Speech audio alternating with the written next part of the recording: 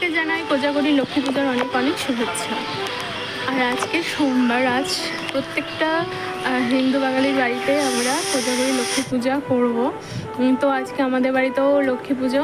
তো একটু সকাল থেকে অনেক কাজের মধ্যে দিয়ে আর ভিডিও করা সেরকম হয়ে ওঠেনি। তো সব কিছু কাজ কমপ্লিট করে ভাবলাম এই ফাঁকে ভিডিওটা করে নিই, নাহলে তার করাই হবে না। তো আমি দেখো আলপনা মোটামুটি দিয়ে দিয়েছিলাম, আর আলপনা দেওয়া এইটুকুই আমি কমপ্লিট করেছি, আর বেশি সেরকম দেইনি।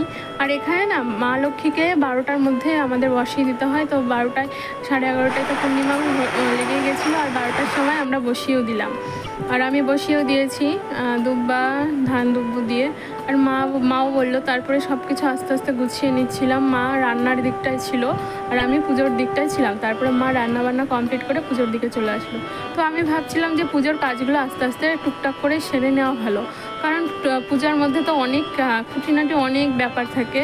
কিন্তু যখন পুজোটা হয়ে যায় তখন মনে হয় সবাই ভাববে, অনেকে ভাববে যে কী কাজ এমন, কিন্তু না, একটা পুজোর জোগাড় বলতে গেলে অনেক খুঁটিনাটি জোগাড়। আর সেই সকাল থেকে করতে করতে আমার তো প্রচণ্ড ক্লান্তি ধরে গেছে শরীরে।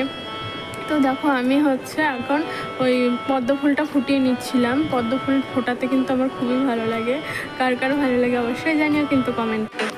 আর একটু পরেই কিন্তু ঠাকুর মশাই চলে আসবে। ঠাকুর মশাই হচ্ছে আমাদের পাশের বাড়িরই একটা দাদু। ওই দাদুটা আর দাদুর ছেলে হচ্ছে মামা, ওই মামাটা, ওরা দুজনেই পুজো করে। তো দাদু আমাদের বাড়িতে পুজো করবে, তো একটু পরে দাদু চলেও আসবে।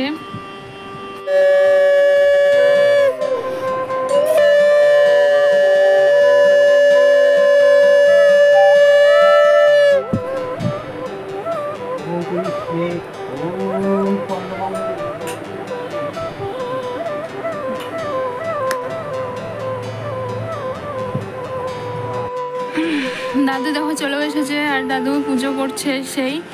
আর পুজোর যে সব কিছু ভোগ তো সব কিছু প্রায় রেডি হয়েছিল। আর দাদু তখনই চলে এসেছে, প্রায় তখন কটা বাজে, 4:30 নাগাদ দাদু এসেছিল। তো আমাদের প্রায় মোটামুটি জোগাড় হয়ে গিয়েছিল। তো দাদু আরও অনেকগুলো জায়গায় এখনও পুজো করা বাকি, প্রায় 20টার মতো। তো আমরা বলছিলাম যে দাদু হচ্ছে বাড়িতে একটু রেস্ট নিতে এসেছিল। তো আমরা বললাম যে দাদু তুমি এখনই করে নাও, না হলে তোমার আস্তে আস্তে তো আরও অনেকটা রাত হয়ে যেতেও পারে। তো দাদুও চলে আসলো, আর চলে এসে পুজোও করছিল। আর পুজো বাড়িতে না একটা পুজো টুজো হলে খুব ভাল লাগে, তাই না বলো, শান্তি লাগে। আর কোজাগরী এই পুজোটা আমি আর মা মিলেই এখন আপাতত জোগাড় করি। আগে তো মাই করতো আমি যখন ছোট ছিলাম, কিন্তু তারপর মা আর আমি মিলেই সমস্তটা জোগাড় করে ফেলি। আর এখন তো বাবা একটু অসুস্থ, তো মা বাবার দিকেই একটু বেশি থাকে, আর আমি ওই জন্য একটু সব কিছু তাড়াতাড়ি করে নিচ্ছিলাম। ওই যে লুচি সুজির ভোগগুলো, সুজিটা যেমন মা করেছিল, আর আমি লুচিটা ছেনে বেলে দিলাম, মা ভেজে নিল। আর এবার দেখো এই পঞ্চপ্রদীপটা জ্বালিয়ে দিচ্ছিলাম। দাদু এবার আরতি করবে।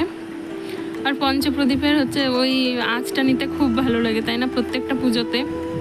আর এই তো আরতি, পুজো প্রায় শেষের দিকে, একটু পরে আমরা অঞ্জলিও দিব। অঞ্জলি দিয়ে তারপরে পাঁচালিও পড়ে নিতে হবে। আবার হচ্ছে প্রার্থনার টাইমও হয়ে যাচ্ছিল। আর পাঁচালি না ওই পুজোর পরে আমি পড়ে নিই, একদম আমি পড়ি আর মা শোনে। আর আগে আমি যখন একটু ছোটো ছিলাম তখন মাই পড়তো আর আমি শুনতাম। তো মা এখন বলে যে তুই তাহলে পড়ে নে। তো দাদু পুজো টুজো করে বেরিয়ে গেছিলো, আর মা এখানে দেখো আরতি করছে। মা হচ্ছে যখন পুজো হয়ে যায় তারপরে মা আবার একটু আরতি করে, যেমন আমাদের ঠাকুরকে, গুরুদেবকে আর হচ্ছে মা লক্ষ্মীকে আর আরতি করে নিচ্ছিল। আর আরতি করে একটু পরে আমরা বেরিয়েও গেছিলাম, কারণ নাকি ঘর নাকি বন্ধ করে রাখতে হয়। মা তখন একটু সব কিছু একটু ভোগ একটু খাওয়া দাওয়া করবেন। তো এই দেখো একটা ফুচকাটা চলে এসেছিলো, হচ্ছে বললো যে মাসিমণি কখন প্রসাদ খেতে আসবো। তো আমি বললাম যে একটু পরে চলে আসো বাবা। তো একটু পরে ওই রেডি হয়ে চলে আসবে। আর দেখো মামাও এসেছিলো, মামা পুজোর প্রসাদ খাচ্ছিলো। একটু পরে ঘরটাও খুলে দিয়েছিলাম, মামাও এসেছিলো। তো ভালোই হলো, মামার সঙ্গে অনেকদিন পর দেখাও হয়ে গেলো। আর দেখো এখানে কতগুলো ফুচকা আমাদের পাড়ারই, ওরাও চলে এসেছে প্রসাদ খেতে। আর প্রসাদ আমি দিয়েছিলাম, আমি আর মা। তো এখানেই আজকের ব্লগটা শেষ করছি। তো সবাইকে অনেক অনেক ভালোবাসা।